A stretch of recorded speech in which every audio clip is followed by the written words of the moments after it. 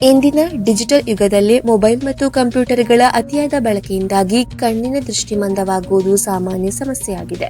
ಆದರೆ ದೃಷ್ಟಿ ಸುಧಾರಿಸಲು ದುಬಾರಿ ಚಿಕಿತ್ಸೆಗಳ ಬದಲಿಗೆ ನಮ್ಮ ಅಡುಗೆ ಮನೆಯ ಪದಾರ್ಥಗಳಲ್ಲೇ ಅದ್ಭುತ ಪರಿಹಾರವಿದೆ.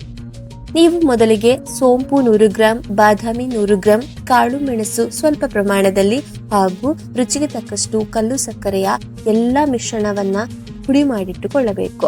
ಪ್ರತಿದಿನ ರಾತ್ರಿ ಮಲಗುವ ಮೊದಲು 1 ಚಮಚ ಈ ಪುಡಿಯನ್ನ ಉಗುರು ಬೆಚ್ಚಗಿನ ನೀರು ಅಥವಾ ಬಿಸಿ ಹಾಲಿನೊಂದಿಗೆ ಸೇವಿಸಿ.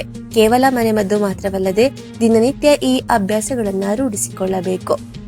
ಪ್ರತಿದಿನ ಅರ್ಧ ಗಂಟೆಗೊಮ್ಮೆ ಸ್ಕ್ರೀನ್ನಿಂದ ಕಣ್ಣುಗಳನ್ನ ದೂರ ಸರಿಸಿ ವಿಶ್ರಾಂತಿ ನೀಡುವುದು, ಆಗಾಗ ಕಣ್ಣುಗಳನ್ನ ತಣ್ಣೀರಿನಿಂದ ತೊಳೆಯುತ್ತಿರುವುದು, ಕಣ್ಣಿನ ಆಯಾಸ ಕಡಿಮೆ ಮಾಡಲು ನೈಸರ್ಗಿಕ ರೋಸ್ ವಾಟರ್ ಅನ್ನ ಬಳಸಬಹುದು.